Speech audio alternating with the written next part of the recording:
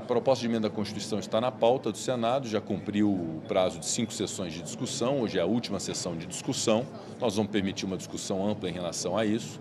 A PEC das decisões monocráticas é algo tecnicamente muito aconselhável, porque significa dizer que uma lei votada nas duas casas do Legislativo e sancionada pelo Presidente da República só pode ser declarada inconstitucional a partir do Supremo Tribunal Federal por sua força colegiada e não por uma decisão isolada de um ministro. Portanto, eu considero algo adequado do seu ponto de vista jurídico, do seu ponto de vista político e para a preservação institucional da boa relação entre os poderes. Nós vamos submeter à apreciação do plenário. O relator, senador Espiridião Amin, ainda avalia se é possível decotar alguns institutos que ali estão contidos, sobretudo relativamente ao pedido de vista, porque isso já está contemplado no regimento do Supremo Tribunal Federal, poderia ser desnecessário, eventualmente, numa emenda constitucional. Mas a essência da PEC, que é a limitação das decisões monocráticas em determinados casos, essa, obviamente, haverá de prevalecer e vai ser submetida a voto no Senado.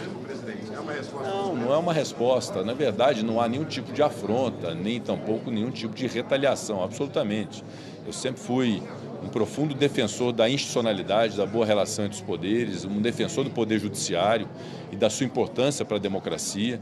O que nós estamos buscando fazer no Congresso Nacional é o aprimoramento da legislação e o aprimoramento da Constituição Federal, justamente para poder garantir que os poderes funcionem bem. Então, quando nós discutimos a limitação das decisões monocráticas, quando discutimos, na semelhança do que acontece em diversos países, o mandato de ministros do Supremo Tribunal Federal, não é uma afronta ao Supremo Tribunal Federal, como não é uma afronta política e à nossa casa, quando nós discutimos a limitação do fundo eleitoral, quando nós buscamos regular essa questão orçamentária quanto às emendas parlamentares, quando discutimos o fim da reeleição, que é um tema que hoje tem sido e ganhado corpo aqui no Senado Federal. Então, são temas que devem ser tratados com a PEC dos militares, relativamente à participação de militares na política e em órgãos públicos. Isso não é afronta a instituição alguma, nem uma afronta à nossa própria seara, que é a política. Isso são aprimoramentos que eu reputo úteis à sociedade brasileira a partir do momento que há um equilíbrio entre os poderes. É essa a razão. Não, essa é uma questão muito mais ampla do que qualquer interesse eleitoral de alguém, meu ou de qualquer outro. Esse é o papel do Congresso Nacional. Quando se assume a presidência do Senado e do Congresso, obviamente que nós temos que dar voz às muitas ideias que aqui estão sendo forjadas, e essa é uma das ideias. Desde 2019 esse tema está sendo discutido no Senado Federal e agora nós vamos submeter à apreciação da maioria do Senado para entender se deve ser aprovado ou não. Repito, é um aprimoramento do sistema de justiça, é um aprimoramento do próprio Supremo Tribunal Federal, que é papel do Congresso Nacional fazer. O nosso papel é de fazer leis, o nosso papel é de eventualmente alterar a Constituição.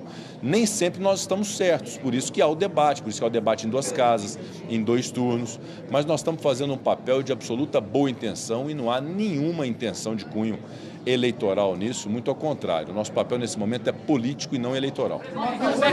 Olha, é o plenário que decide, havendo entendimento de que nós podemos promover esse calendário especial dessa proposta de emenda à Constituição, assim como fizemos com a reforma tributária, que foi aprovada nesses termos, nós podemos evoluir. Se eventualmente houver necessidade de uma melhor avaliação para o segundo turno, não tem problema nenhum, nós vamos cumprir o que for a maioria do Senado.